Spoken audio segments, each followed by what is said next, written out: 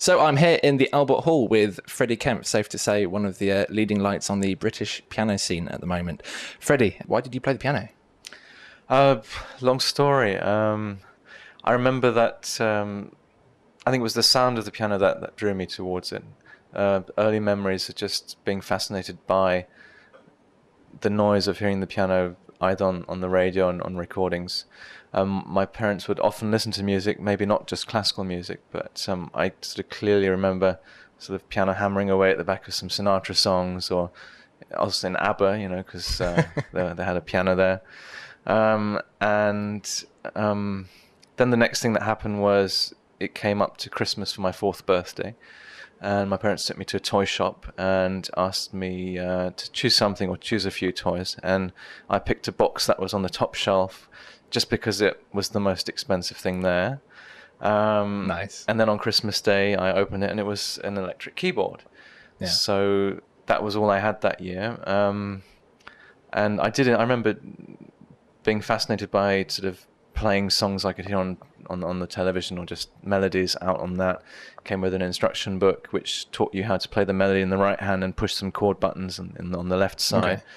Okay. And then I think by New Year I thought I'd had the thing sussed, and I said to my mum, cracked it after a week. Well, I said to my mum, I can play the whole book. I've mastered it. I want something more challenging now. And then she said, well, hang on a second, Freddie, you can actually play this thing with 2 hands. And I think she could still remember some Chopin waltz she'd learnt as a child. And then, that sort of sparked the whole thing off, sort of her showing me that and me being fascinated and then just wanting to learn how to play properly. Yeah, and then you went and had lessons elsewhere, or did your mum teach you, perhaps? I then asked, the next thing was to have lessons. I remember I asked for a good 3 months before they finally gave in. And then, that's how it started. Then grades, and and it just carried on. Kind of snowballed from there. So as a child, as a teenager, how did you find the balance of practicing to climbing trees, chasing rabbits or stuff?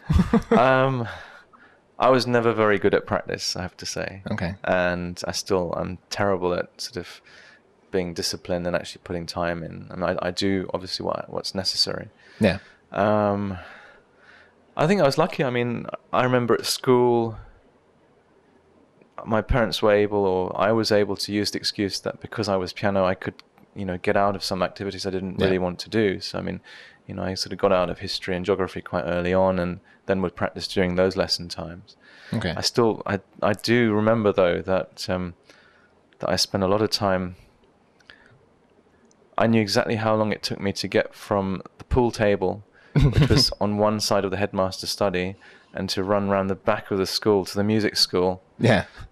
When they were showing guest strands, and to make sure I didn't get caught out there. So. Dangerous. But I was lucky. I didn't really miss out on anything. The time I had for piano was mainly taken from other activities. And sure. Cool. And then you went to the academy. I did, yeah. And then it all went from there. Yes, I started the academy actually quite early, age 15. Yeah. I did Young Musician of the Year when I was 14. Yeah. And it just there were quite a lot of concerts coming out of that, and the school, they realised quite early on that it just to do a normal school curriculum and to finish off that just wasn't a very good option for me. So they suggested, look, cram your GCSEs and A-levels all into 1 year and then go to the academy. And did you manage to cram them all into 1 year? Somehow I did. Wow. That's impressive. I had good teachers, and they knew what subjects I was strong at. So so I went to the academy, and but by the time I finished academy, then I already had a sort of career blossoming. So I've been very, very lucky to have been able to just carry on doing that. Yeah. So we're here now, and give me a recent musical highlight. Musical highlight. I guess the last couple of seasons, sort of a big feature of what I've been doing as a recitalist has been the Goldberg variations, which again I'd heard all about in college, but never really got to know actually. Sure. So is this something you've only really recently approached? Only the last 2-3 years. I sort of thought, okay, it's time I tackled this. Yeah.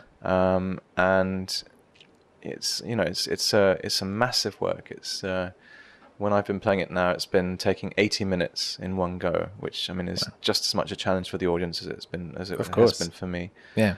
And I've been playing it, a lot now over the last 2 years, and I've just played it in Tokyo at the beginning of March. Okay. And so that was kind of the highlight, because that was the very last the last time I've programmed it for the time being.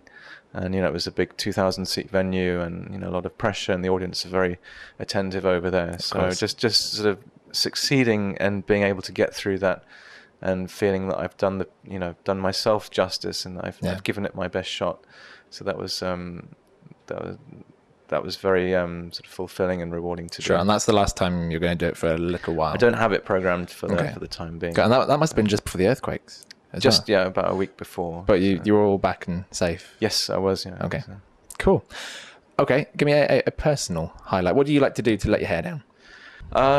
What do I do? I mean, at the moment, it's just being able to enjoy being at home with my family, with my wife, with my daughter, and enjoying where I live. I've recently just moved down to the Alps, just south of Munich. It's a lovely area. I mean, I feel very lucky to be able to live there. Yeah, how's the view? Well, the mountains are kind of that big looking out my window. So, I mean, I love being at home just because I'm actually always traveling. Yeah. And, I love just being able to go out for a run and actually jog and see the mountains there. And then enjoy all the things. We've got lakes nearby, and lots of nature. Yeah. Looking forward to the summer, going hiking up in the mountains. And, of course, it's be your first summer there. In a sense, I spent a lot of time down there, just visiting, and now we actually live there. Sure. But apart from that, just I do like to keep fit. I like to do exercise, but at the same time, just all the other things. I love cooking. And I love from cookbooks or your own concoctions. Well, a bit of both. Okay. And learning new things, learning the new Bavarian dishes now, and again just meeting friends and other pastimes. I love languages actually, because I am traveling a lot. It does give me a wonderful opportunity to learn languages each time I go somewhere. So I always make that effort. It helps if you know the language. It does, yeah. But even if I go to say. To Istanbul for a week, then I will actually take a learning book and I'll study it, and then use that opportunity to learn the language to test it out on people. I just went to Spain just last week, and my Spanish is quite elementary. Okay. And I think there's at least 3 people there who are wondering why this strange English guy asked randomly, so where are you from? Where do you live? Just thought you'd try it out. It's just, you have to try it out. Have you ever taken it that one stage further and taken what you've just learnt and said something to an audience, or are you a bit nervous it might come out wrong? I usually wait till I have reasonable proficiency in the language. For instance, I just found out this year in Japan. One big difference with Japan is that you are very much treated either as a native artist or a non-native artist.